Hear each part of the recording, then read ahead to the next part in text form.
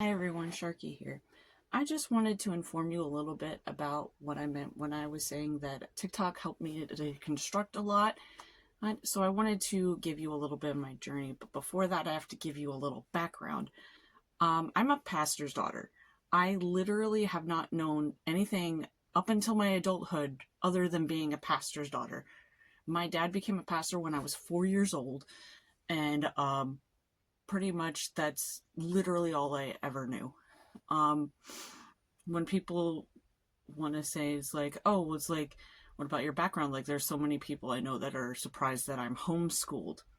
But yeah, I was homeschooled pretty much all the way through college. I didn't have any public experience of school until college. And even then, I went to a Christian college. All the activities I did as a child were revolved around the church. It was youth group, it was Awana, it was homeschool group that was run by the college that I eventually went to because I went to the same college that my parents did. And so literally everything that I did in my childhood life was revolved around the church. There wasn't really any deviation from that. The only people I can remember that might have been my friends that weren't Christian were neighborhood kids, and we didn't even have many of that because we were a little bit more secluded than the neighborhood kids. Not until like literally about when I started college were we around more neighborhood kids, and I was 18 at that point. But yeah, one of the things I want to say about that experience, especially the homeschool curriculum we used was also Christian. I want to say I was very indoctrinated, very indoctrinated, and that like developed my worldview. Like, I was very indoctrinated because the only interactions I had with people were people who were in the faith, kids in the faith. The only other like things that I would have had outside that would have been media. And even then, like, my parents were very, very picky, choosy about what media we consumed. Um, as well as yeah, what movies we watched, what music we listened to. Like, literally the majority of my life was watching Christian programming, educational programming, like PBS. As yeah, like the most outside of my Christian bubble that I got generally was stuff that I'd watched on PBS. As and music, it was mostly Christian music. The only instances that I remember as a child, but until I was like 12 or 13, and then kind of started end up picking my own music and stuff like that. That was Journey, Bon Jovi, and Queen, and a bunch of country music because those were my dad's favorites. Those were like the only things outside, I want to say, Christian music and classical music and Disney music that I divulged into.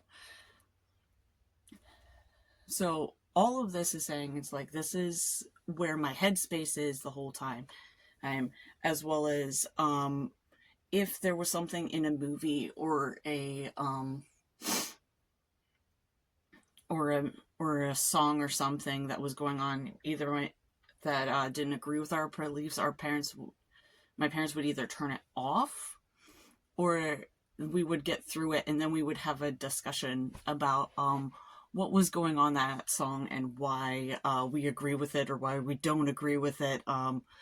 I remember so many times when we watched like The Land Before Time, because my family is very staunch creationists, we literally would be skipping through the part where it was explaining evolution. That's how bad it was. That's how bad it was. And when I say I didn't really have any friends outside of the Christian bubble, like I mean it. Like, it was like most of my friends were from church, Awana, the homeschool group where almost everybody was Christians as far as we knew. Um, and when I was encouraged to make friends who were outside the Christian bubble, um,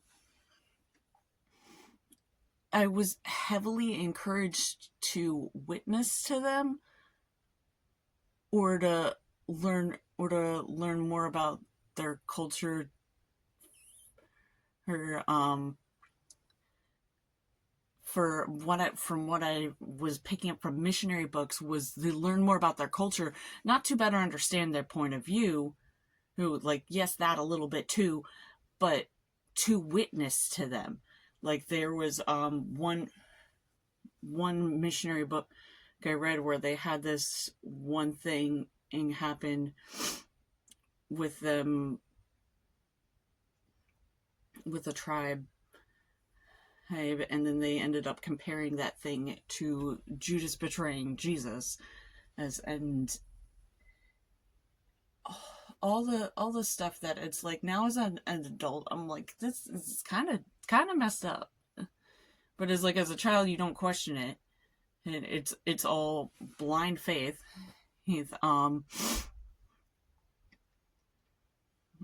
I say blind faith as because a lot of churches don't encourage questioning. I know my dad did, but there were sometimes it felt like sometimes the answer was like, well, that's just the way it is, or it's because the Bible said so, and stuff like that. And it just wasn't working for me. I ended up going to the Christian college that my parents went to, and I felt like there some of my questioning started. So like I said, I really didn't start questioning anything that I was taught. Like, really questioning. Besides, it's like, oh, how does this work? How does this work? Until I literally got to college. Now, the college I went to, from my church's perspective, was liberal. The Christian college that I went to, was, from my church's perspective and from other conservative churches' perspective, the college I went to was liberal. I would not label this Christian school as liberal today. I would not. I would say they have swung way more conservative. I don't even think they were actually that liberal when I was there. I want to say they were more middle of the road, in my opinion. And but I didn't start questioning until I got there. And it started with an Intro to Sciences class when my teacher was shocked and appalled to find that pretty much everybody in that class was a creationist, like that we all had said that. Now, I had said, like, creationism was put into me from an early age. Creationism, for those people who don't know, is that God created the world in 6 literal days. It's that theory of how the world began. And I had that instilled in me from things like childhood, with taking the Bible literally, stories, having Land Before Time being told, it's like, oh, we don't believe in evolution, we believe in that, and it's made up. And then I even ended up writing an essay to try and get or at least I was trying to write an essay on creationism and its defenses, to try and get a scholarship to college. So it's like, that's how entrenched I was in creationism, how deep it went. And our teacher was, when she saw how entrenched all of us were in this view of creationism, was shocked. Like, we literally kept arguing her down with every point that she brought up, and she's like, if you guys are going to accept science, you need to be accepting that the fact that what you might have been taught is wrong. Me and a bunch of other people left that class feeling more confused than in anything else, because we thought it's like, oh, good, it's like, it was a challenging faith moment, like, to the point where we were like, I know me and a few other people, we were like, okay, we don't know for sure what God did. We don't know for sure if God created the world in 6 literal days, or if God used evolution to create things, and he could have done that and mastered, and like that's why things take maybe logical leaps and stuff like that. Like our brains were starting to start undoing things from there. One of the other things I learned in college that I didn't was more about sex and more about consent. What I learned as a child was that marriage was between a man and a woman. Again, you see the problem already. And that sex was only something you did after marriage as a way to show your love for each other. That's what I was taught. I was given this whole book at age 10 that I was supposed to read when I got my first period. Oh yeah, my first period was a shock because nobody told me that was coming. And I had it at age 10. So it was like, and then she gave me a book about stuff about sex and the human body and stuff like that. Probably I didn't remember most of it because I was in shock that whole time. But yeah, everything else that was pushed in the church was like abstinence and stuff like that. It's like we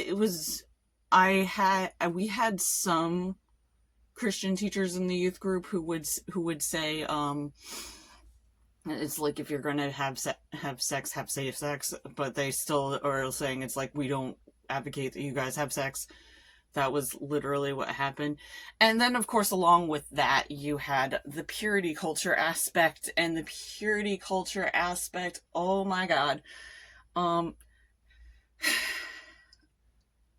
It was annoying because this is how messed up it felt like. The guys would spend like maybe a week on how to be a fit husband and how to be respectful and whatever. And then move on to things like creationism. Again, this is how entrenched we are. And then us women, would be reading a whole book about how it's like to be respectful of your husband, you have to save yourself for your husband and junk like that, and how people feel used and stuff. But it was just so messed up. Like the amount of times like we got compared to objects and stuff like that, and it's like it was ridiculous. But it's like that was some of the other things I was starting to undo in college, especially because I never learned consent. I never learned consent until college. I also never learned that people don't like hugs until I was in high school, because I was surrounded by a bunch of people who liked hugs. But again, this is the thing. You would think teaching a child, be like, hey, not everybody likes to hug. We are a huggy family, but you should ask permission before you hug someone. That was never taught me. Never. I was encouraged to hug everybody at church, which is not safe for a little child to do because you don't know who you're hugging. But yeah, I literally didn't learn consent and how far consent kind of goes until college, and I'm still learning how much more consent goes. Like I'm learning new stuff every day about it. But it's like the fact that consent doesn't just apply to sex, it applies to conversations, it applies to physical touch, all that. Because sometimes people aren't ready for things. It was actually this driving of learning consent that made me really understand why people say that Christians end up shoving their beliefs down other people's throats. It really helped drive that home, to the point where a few years ago I had a pretty bad falling out with a friend. I feel like we're more acquaintances now, where I literally said, because I learned that there are some religions that some practices that don't want you to witness to them. It's against their beliefs, and there are other, I think, like Wiccan and other things where it's like if you end up praying for them without their consent, and it's like a curse. So I literally said, it's like, hey guys, we really should be asking people before we pray for them. And we really should be asking people before we witness to them, because it's like we are breaching their consent. They did not consent to this, and if you just keep shoving things down their face, that's why we have the problem. And like literally my one friend was saying, it's like, oh well, we shouldn't pray for this person because he's Jewish. It's like, no, generally no. No, again, you have to ask. You have to ask. And she literally said that I was of the devil and that the devil had gotten me as I'm like deconstructing. And I'm like, no, ma'am. And this was further on in my deconstruction journey, but I kind of want to see you. This is how far I've come with consent, from not understanding and accidentally breaching people's boundaries because I was never taught, to going, it's like, guys, the church doesn't understand consent and we really need to stop this. Is you can't just force people into awkward situations of like prayer and witnessing for them. That's we need to stop. We need to stop. But yeah, that was part of it. Purity culture, oh my god. Purity culture took me a little while to undo. I'm still undoing some of the harm of that. I want to say I still felt like I was very, very staunch in a lot of my beliefs up until 2020. Like, one of the things I really, really regret was something that happened with one of my best friends. One of my best friends and we always said, it's like, oh, well, it's like if we get married, we're going to be each other's bridesmaids. Like, that was like always the deal. And then she got married. She was getting married, and she was getting married to a woman, and she didn't ask me to be a bridesmaid. She asked me to be at the wedding, and my little brainwashed self couldn't support her. My brainwashed self could not support her. And I feel so bad. I wish I could go back in time and slap myself. And I was like, no, this is your best friend. You're going to that wedding. And like, I wish I could go back in time and slap myself for that. And there were other situations in colleges, like me not accepting my one boyfriend's trans cousin, and like fully like not using the proper pronouns. Like, I've gotten way better at stuff like that, but it's like, again, I was brainwashed and I didn't fully understand. And especially with matters of LGBT, yeah, because it's like every time we heard it, it's like the mental illness excuse got used, or that they were making a choice, which both are incorrect. They are incorrect. If anybody tells you that trans people are sick in the head, or that LGBTQ people are sick in the head, it is wrong. It's wrong. Like, I think during college, or yeah, right at the end of college, I think I figured out I was demisexual, just because it's like I knew other people who were completely boy crazy, and I was not. And it was interesting because demisexual, out of all the demisexual and asexuality, I feel like out of all the LGBTQ was the one that most aligned with Christians, because as it's like you weren't having sex. You weren't having sex. Thanks. I figured that out, and I was like, okay, this makes more sense, because I was a very late bloomer when it came to even just thinking about kissing. I don't even think I really thought about kissing until I was like 12 or 13. I had siblings and friends who were thinking about it from like age 7. I didn't really think about it until like 12 or 13. I thought it was gross. um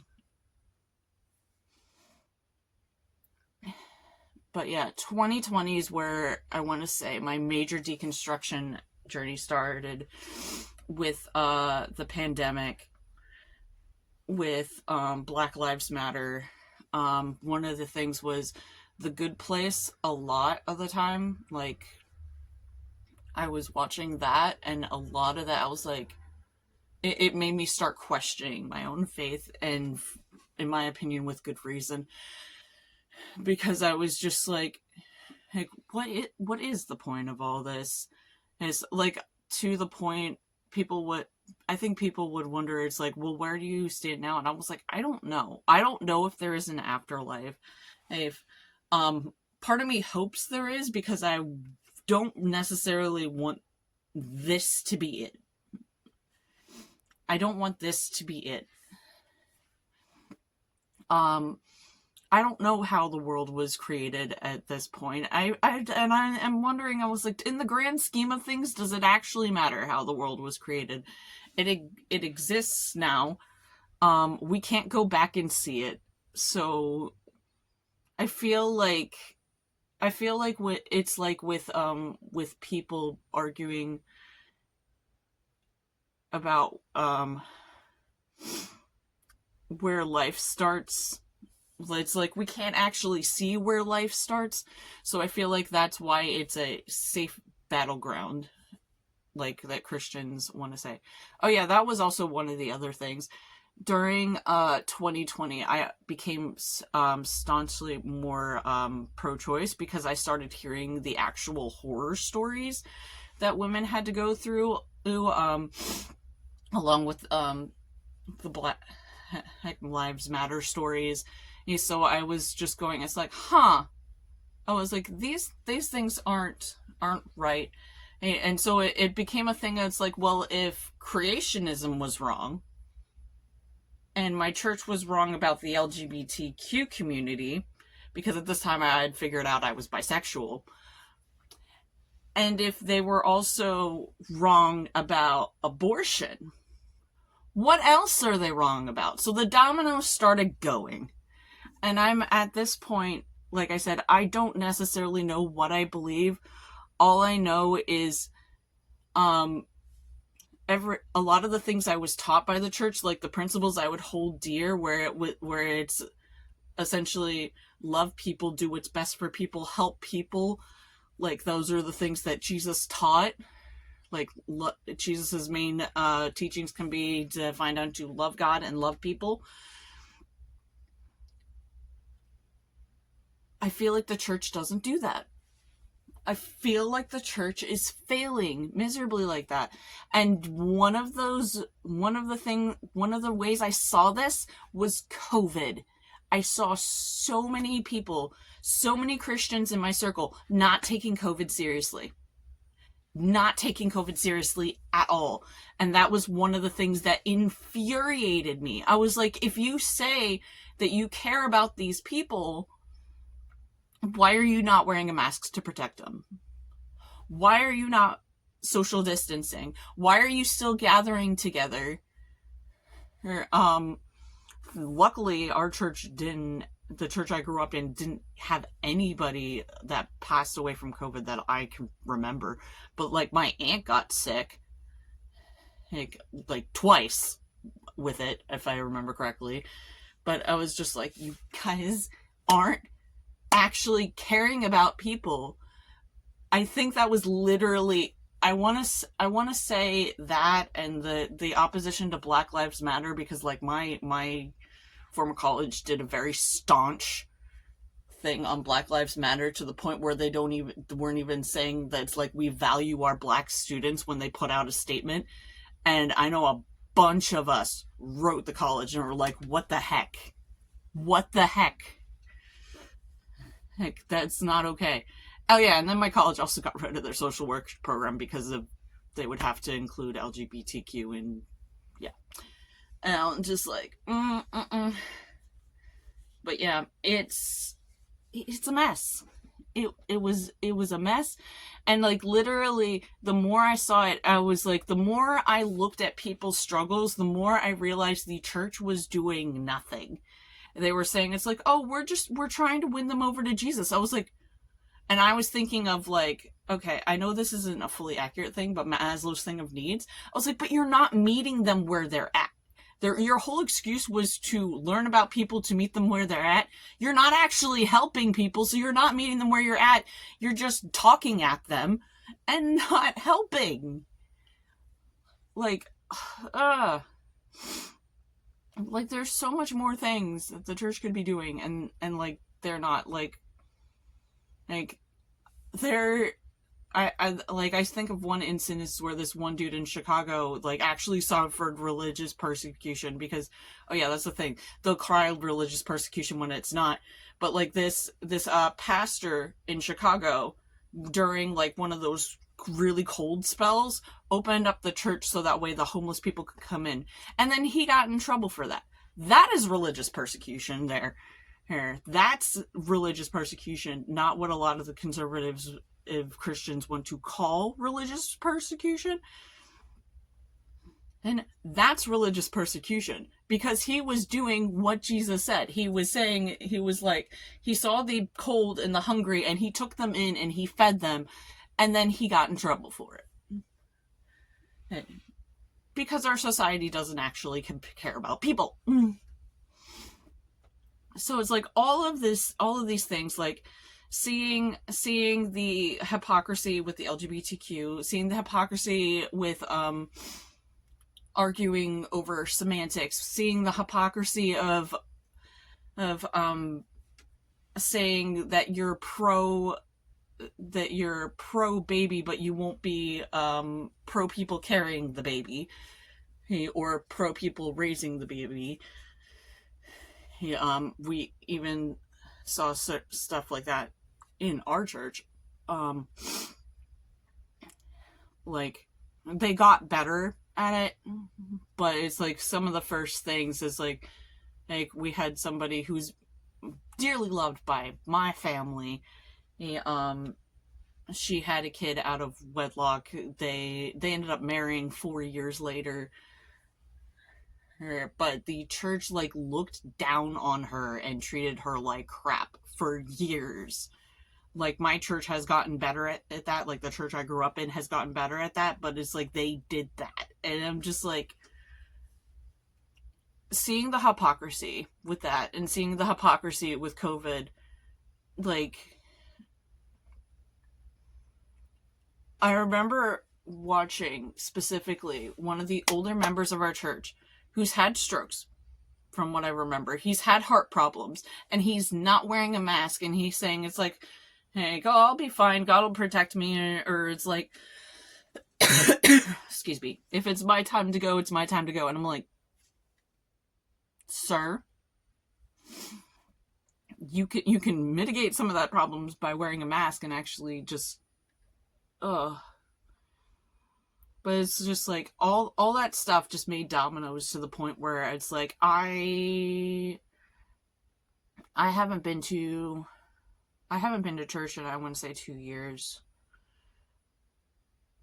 The last one I was attending, I was looking at a new church because mine originally, my problem after college was it wasn't feeding me because a bunch of the Christians in my dad's church are like babies and don't actually do much other than that. So I looked for a new one, and I found one that was very, very socially active, but I got like very, very nervous, especially after things that were happening in the Middle East. Not going to say too much on that because I know YouTube gets finicky about that, but it's like I know I didn't go back there after that because I was nervous and didn't know their stance on that. So we will see where my journey goes. But as of right now, it's like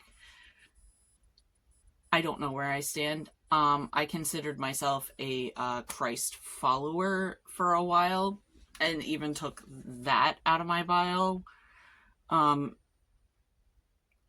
if I live by any biblical teachings, it is the teachings of Christ, but that's about it. I I don't know what else, if I believe anything. And but yeah, that's where I am. Thank you for listening.